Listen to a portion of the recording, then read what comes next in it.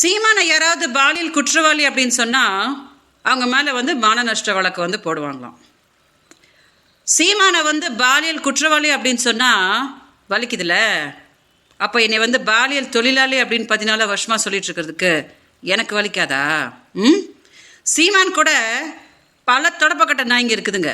அந்த நாய்ங்களுக்குலாம் என்ன வேலைன்னா போய் சேனலாக உக்காந்துங்கன்னு சீமானுக்கு வக்காலத்து வாங்கின்னு அவங்க கர்நாடகாவில் இத்தனை திருமணம் பண்ணியிருக்கிறாங்க, அத்தனை திருமணம் பண்ணியிருக்கிறாங்க அப்படின்னு என்னை பற்றி அவதூறு பரப்பிக்கிட்டே உட்காந்து நிற்கிறாங்க. இந்த தொடப்பக்கட்ட நாய்ங்களுக்கெல்லாம் கேட்குறேன், உங்களுக்குலாம் அக்கா தங்கச்சியே கிடையாதாடா? உங்கள் அக்கா தங்கச்சிங்களுக்குலாம் எப்படிலாம் இருந்தால் இப்படி தான் உட்காந்து பேசிகிட்டு இருந்திருப்பீங்களா? வெக்கக்கட்ட நாய்ங்களா! ஒரு பொண்ணு, தமிழ் பொண்ணு தன்னோட வாழ்க்கையை இழந்துட்டு பாவம் கஷ்டப்பட்டுட்டு இருக்குது. போன வாரம் வரைக்கும் அந்த பொண்ணை பாலியல் தொழிலாளி அப்படின்னு சொல்லிட்டு கெக்கேன்ட்டு போகிறா. உங்களுக்கெல்லாம் மனசாட்சியே கிடையாதா? இவ்வளோதானாடா ஒரு பொம்பளை பிள்ளைய நீங்கள்லாம் காப்பாற்றுறது?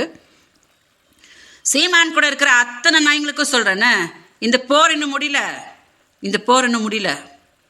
என்னை பற்றி அவதூறாக யாரெல்லாம் பேசிட்டு இருக்கிறீங்களோ அத்தனை பேர் மேலேயும் மான நஷ்ட வழக்கு நான் போட தான் போகிறேன். ஓகே, அதனால் எல்லாரும் தயாராக இருந்துக்கோங்க. பேசும்போது நீங்களாம் தயாராக இருந்துக்கோங்க. பெரிய ஒரு தொகையை நீங்களாம் எனக்காக கொடுக்கணும். ஏன்னா பொம்பளை பிள்ளையோட வாழ்க்கைன்னா அவங்களுக்கு அவ்வளோ விளையாட்டா போச்சா? அவெல்லாம் ஒரு ஆம்பளையாடா? அவெல்லாம் ஒரு ஆம்பளையாடா? சீமானு விசாரணை கூப்பிட்டா தனியாக வர்றதுக்கு துப்பில்ல. மொத்த கட்சிக்காரங்களையும் வச்சுக்கிட்டு உட்காந்துன்னு ஃபிலிம் காட்டின்னு உட்காந்துன்னுக்குறான். அவனெல்லாம் ஒரு தலைவன் சொல்லிட்டு இருக்கிறீங்களா? போகிற உச்சத்தில் இருக்கும் போது மதுரையில் ஒரு மாதம் கூட்டி வச்சுட்டு அவன் என்னடா பண்ணான் அவன்? மதுரை மீனாட்சி அம்மனை கும்பிட மாட்டேன், அதெல்லாம் விஜயலட்சுமிக்கு உட்காந்து பூஜை பண்ணுற அப்படின்னு சொல்லிட்டு பூஜை பண்ணிட்டு இருந்தானாமா. 2023 எதுக்குன்னா நீ மார்ச் ஆகஸ்ட் வரைக்கும் விஜயலட்சுமிக்கு மாதம் 50,000 ரூபாய் போட்டு அப்படின்னு கேட்கறதுக்கு உங்களுக்குலாம் துப்பில்லை. என்னைய பற்றி உட்காந்து அவதூறு பேசிட்டு இருக்கிறீங்களா? எல்லாருக்கும் சொல்லிடுறேன். ஓகேயா, நீங்கள் எல்லாம் பண்ணியிருக்கிற பாவத்துக்கு சுப்ரீம் கோர்ட்டில் எல்லாரும் ஃபேஸ் பண்ணதான் போகிறீங்க.